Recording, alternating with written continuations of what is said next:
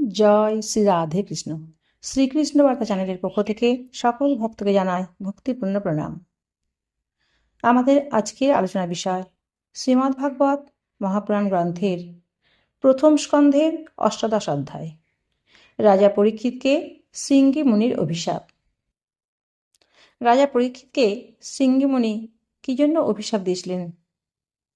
রাজা পরীক্ষিত কি এমন কাজ করেছিলেন যার জন্য তাকে অভিশাপ পেতে হয়েছিল?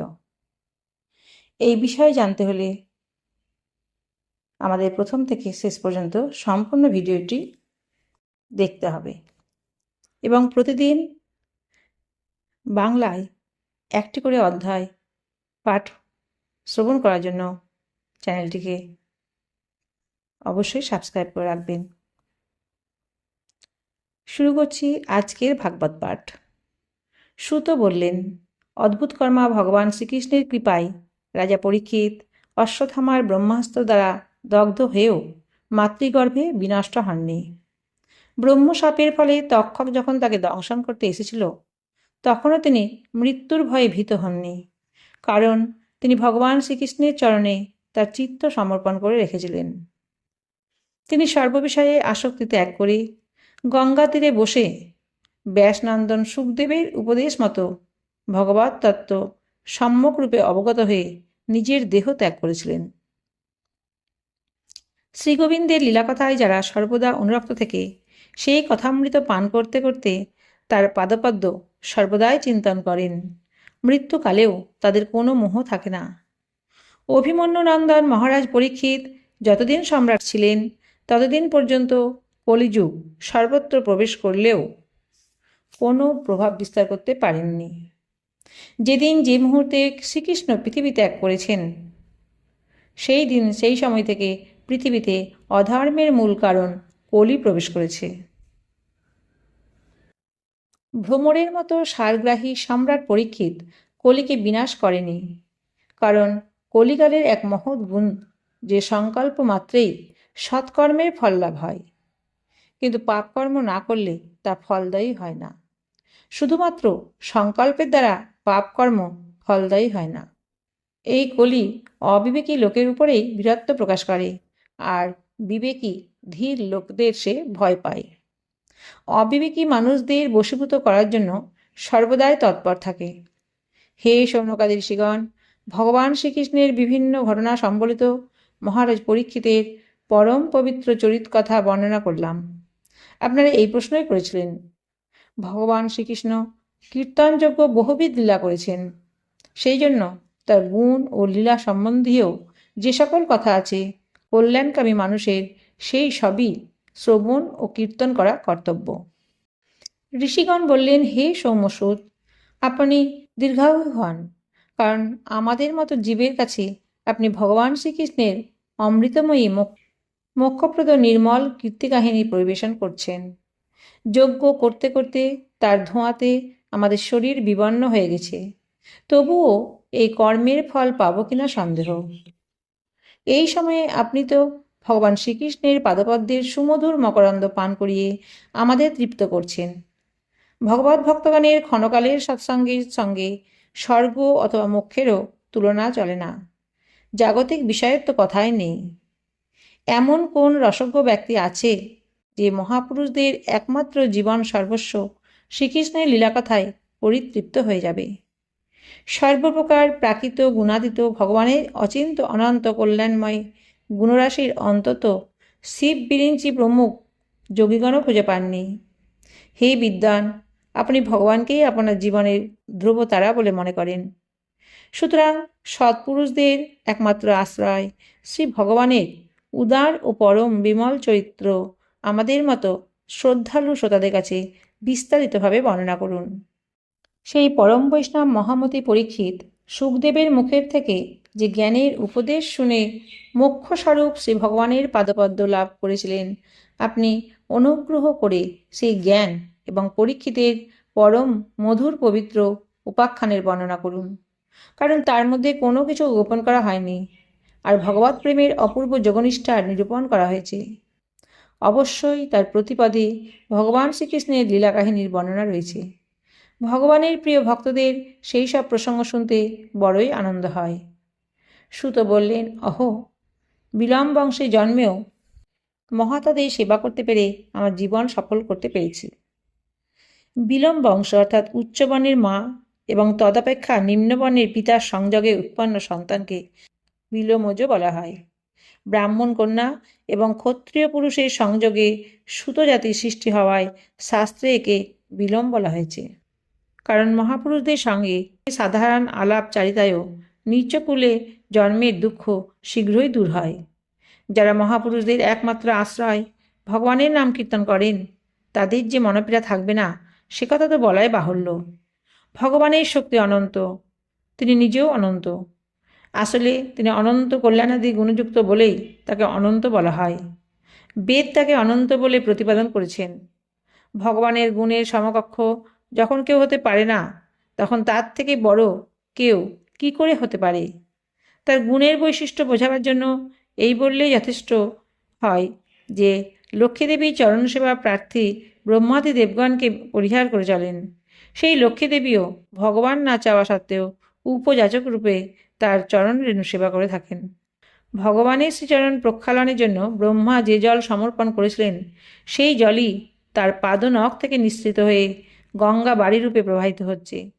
সেই গঙ্গা বাড়ি দেবাদিদেব মহাদেব সহ সমগ্র জগৎকে পবিত্র করছে। এই পরিস্থিতিতে শ্রীকৃষ্ণ ব্যতীত ত্রিভুবনে ভগবান শব্দের আর দ্বিতীয় কোনো অর্থ কি হতে পারে? যে শ্রীগোবিন্দ চরণে অনুরক্ত হয়ে সাধু বিবেকবান ব্যক্তিগণ কোনো রকম দ্বিধা না করে দেহ গেহাদিতে দৃঢ় আসক্তি ত্যাগ করেন এবং ভাগবত পরমহংসপদ প্রাপ্ত হন, যে স্থিতিতে অহিংসা এবং আত্যন্তিক শান্তি স্বাভাবিকভাবে বিরাজ করে। হে সূর্যতুল্য ভাস্বর মহাত্মাগণ, আপনারা আমাকে যে প্রশ্ন করেছেন নিজ বুদ্ধি অনুযায়ী তার উত্তর জানাচ্ছি। পাখিরা যেমন তাদের নিজ শক্তিমতো আকাশে বিচরণ করে থাকে, সেই রকমই পণ্ডিতগণও নিজ নিজ বুদ্ধি অনুসারেই শ্রীকৃষ্ণলীলা কীর্তন করে থাকেন। একদিন মহারাজ পরীক্ষিত ধনুর্বাণ নিয়ে মৃগয়া করতে বনে গিয়েছিলেন। হরিণের অনুসরণ করতে করতে তিনি অত্যন্ত ক্লান্ত, ক্ষুধার্ত ও পিপাসার্ত হয়ে পড়েন। কোথাও কোনো জলাশয় দেখতে না পেয়ে খুঁজতে খুঁজতে তিনি এক ঋষির আশ্রমে এসে উপস্থিত হন। সেখানে একজন ঋষিকে নিমিলিত চোখে শান্তভাবে আসনে উপবিষ্ট দেখতে পেলেন। ঋষি মন, প্রাণ ও ইন্দ্রিয়বর্গ এবং বুদ্ধির থেকে প্রতিনিবৃত্ত হয়ে সংসারের ঊর্ধ্বে জাগ্রত, স্বপ্ন এবং সুষুপ্তি তিন অবস্থা থেকে নিবৃত হয়ে নির্বিকার ব্রহ্মরূপ তুরীয় স্থানে অবস্থান করছিলেন। বিক্ষিপ্ত জটাজাল ও রুরু নামক কৃষ্ণ মৃগচর্মে তার শরীর আবৃত ছিল। এই রকম অবস্থায় পিপাসায় কাতর রাজা পরীক্ষিত তার কাছে জল প্রার্থনা করলেন। সামান্য তৃণের আসন অথবা ভূমিতে পর্যন্ত উপবেশন স্থান নির্দেশের ভদ্রতা না পেয়ে, কেউ তাকে অভ্যর্থনা না করাতে, পাদ্য অর্ঘ্য এমনকি একটু সাদর সম্ভাষণও না পেয়ে নিজেকে অবজ্ঞাত মনে করে তিনি অত্যন্ত ক্রুদ্ধ হলেন। হে শৌনক, ক্ষুধা ও তৃষ্ণায় কাতর মহারাজ পরীক্ষিতের সেই ব্রাহ্মণের প্রতি ঈর্ষা ও বিদ্বেষ জন্মালো। এই রকম ভয়ানক ক্রোধ ও মাৎসর্য মহারাজ পরীক্ষিতের জীবনে আর কখনো হয়নি। আশ্রম থেকে বেরিয়ে আসার সময়ে অত্যন্ত ক্রোধবশত ধনুকের অগ্রভাগ দিয়ে একটা মৃত সর্প উঠিয়ে তিনি ঋষির গলায় ঝুলিয়ে দিয়ে নিজের প্রাসাদে ফিরে এলেন। তিনি মনে মনে ভাবতে লাগলেন, ঋষির কি সত্যি ইন্দ্রিয় নিরোধ হয়েছিল? অথবা রাজা এখানে এসেছেন তাতে আমার কি? এইভাবে আমাকে অবজ্ঞা করে সমাধির ভান করে বসেছিলেন। সেই শ্রমিক মুনির ছেলে ছিলেন ব্রহ্মতেজ সম্পন্ন। তিনি আশেপাশেই অন্যান্য ঋষিকুমারদের সাথে খেলা করছিলেন। তিনি যখন শুনতে পেলেন যে রাজা তার পিতার সাথে দুর্ব্যবহার করেছেন, তখন তিনি বলতে লাগলেন, বড়ই আশ্চর্য, এই সব নরপতি বাচ্য ব্যক্তিগণ উচ্ছিষ্টভোজী কাকের মতো হৃষ্টপুষ্ট হয়ে কীরকম অন্যায় করছে। ব্রাহ্মণদের দাস হয়েও দরজায় প্রহরারত কুকুরের মতো নিজেদের প্রভুকে তিরস্কার করছে। ব্রাহ্মণরা ক্ষত্রিয়দের তাদের দ্বারপাল রূপে নিযুক্ত করেছেন। তাদের উচিত দরজায় দাঁড়িয়ে পাহারা দেওয়া। ঘরের মধ্যে ঢুকে প্রভুর বাসনে খাবার খাওয়াতে তাদের অধিকার নেই।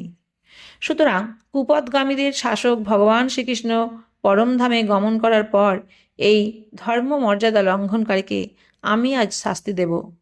আমার তপবল তোমরা দেখো।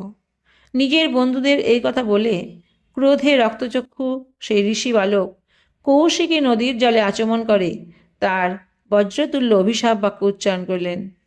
কুলাঙ্গার পরীক্ষিত আমার পিতাকে অপমান করে মর্যাদা লঙ্ঘন করেছে, সুতরাং আমার আদেশে আজ থেকে 7ম দিনে তাকে তক্ষক নাগ দংশন করবে। এরপরে সেই বালক নিজের আশ্রমে প্রবেশ করে পিতার গলায় সর্প দেখে দুঃখে কাতর হয়ে উচ্চৈস্বরে রোদন করতে লাগলেন। হে বিপ্রবর সৌনক! শ্রমিক মুনি তার ছেলের বিলাপ শুনে ধীরে ধীরে চোখ খুললেন এবং দেখলেন যে তার গলায় এক মৃত সর্প ঝুলছে। সেই সাপটিকে ছুঁড়ে ফেলে দিয়ে তিনি ছেলেকে জিজ্ঞাসা করলেন, হে বৎস, তুমি কাঁদছ কেন? কেউ কি তোমার কোনো ক্ষতি করেছে? পিতার এই প্রশ্নের উত্তরে ঋষি বালক সমস্ত বৃত্তান্ত নিবেদন করলেন। রাজার প্রতি অভিশাপের কথা শুনে ব্রহ্মর্ষি শ্রমিক পুত্রের কর্মটি সমর্থন করতে পারলেন না। তার মতে পরীক্ষিতকে শাপ দেওয়া উচিত হয়নি। তিনি বললেন, অহো মূর্খ বালক, তুমি মহাপাপ করেছ। দুঃখের কথা যে সামান্য ত্রুটিতে তুমি তাকে এত শাস্তি দিয়েছ। তোমার বুদ্ধি এখনও পরিপক্ক হয়নি। ভগবৎ স্বরূপ রাজাকে সাধারণ মানুষের সমান মনে করা তোমার উচিত হয়নি। কারণ নরপতির প্রবল প্রতাপে সুরক্ষিত ও নির্ভয় হয়েই প্রজাগণ নিজ নিজ মঙ্গল সাধনে নিরত রয়েছে। নৃপতির রূপ ধারণ করে নারায়ণ যখন পৃথিবীতে না থাকবেন, তখন চোর ডাকাতের বৃদ্ধি হবে এবং অরক্ষিত মেষপালের মতো প্রজাগণ অল্পকাল মধ্যেই নষ্ট হয়ে যাবে। রাজার নিধন হলে অরাজক অবস্থায় দস্যু তস্করেরা অবলীলাক্রমে যে পাপ করবে, তার সঙ্গে আমাদের সম্বন্ধ না থাকা সত্ত্বেও আমরাও তার জন্য দায়ী হব। কারণ রাজা না থাকলে লুটতরাজ বৃদ্ধিপ্রাপ্ত হবে। তারা নিজেদের মধ্যে হানাহানি করবে, কটু কথা বলবে এবং গবাদি পশু, নারী এবং ধন সম্পত্তি অপহরণ করতে থাকবে। তখন 4 ধর্মের বর্ণাশ্রমাচার সম্পন্ন বেদবিহিত সনাতন ধর্ম লুপ্ত হয়ে যাবে। অর্থলোভ এবং কামনা বাসনায় উন্মত্ত হয়ে মানুষ কুকুর এবং বানরের মতো যথেচ্ছ আহার বিহারে বর্ণ সংকরের সৃষ্টি করবে। সম্রাট পরীক্ষিত স্বয়ং মহাযশস্বী ও ধর্মরক্ষক। অনেক অশ্বমেধ যজ্ঞ তিনি করেছেন। তিনি ভক্ত চূড়ামণি। সেই রাজর্ষি ক্ষুদ পিপাসায় কাতর হয়ে আমাদের আশ্রমে এসেছিলেন। তিনি কখনোই আমাদের অভিশাপের যোগ্য নন। এই অপরিণত বুদ্ধি বালক আমাদের নিষ্পাপ এবং সেবক সভার রাজার প্রতি অপরাধ করেছে। সর্বান্তর্যামী ভগবান দয়া করে তাকে ক্ষমা করুন। ভগবত ভক্তদেরও প্রতিকারের সামর্থ্য থাকে, কিন্তু অপরের দ্বারা কৃত অপমান, বঞ্চনা, অবজ্ঞা, নিন্দা, তাড়না প্রভৃতির কোনো প্রতিশোধ তারা নেন না। পুত্রকৃত অপরাধে শ্রমিক মুনির অত্যন্ত পরিতাপ হয়েছিল। মহারাজ পরীক্ষিত যে তাকে অপমান করেছেন, সেটা তিনি ধর্তব্যের মধ্যেও মনে করেননি। মহাত্মাদের স্বভাব এই যে তাদের যদি কেউ দুঃখ বা সুখ দেয়, তাহলেও প্রায়ই তারা তাতে হৃষ্ট বা ব্যথিত হন না। কারণ আত্মার স্বরূপ তো নির্গুণ, সুখ দুঃখের অতীত। সুধী ভক্তবৃন্দ, এতক্ষণ আপনারা শ্রীমদ্ভাগবত মহাপুরাণ গ্রন্থের 1ম স্কন্ধের অষ্টাদশ অধ্যায় রাজা পরীক্ষিতকে শৃঙ্গী মুনির অভিশাপ অংশটি বাংলায় পাঠ শ্রবণ করলেন। এই ভিডিওটি যদি আপনাদের ভালো লাগে তাহলে প্লিজ একটা লাইক করে দেবেন। আর এই রকম ভিডিও প্রতিদিন দেখবার জন্য এবং শুনবার জন্য এই চ্যানেলটিকে অবশ্যই সাবস্ক্রাইব করে রাখবেন। সবাই ভালো থাকবেন, সুস্থ থাকবেন। রাধে রাধে।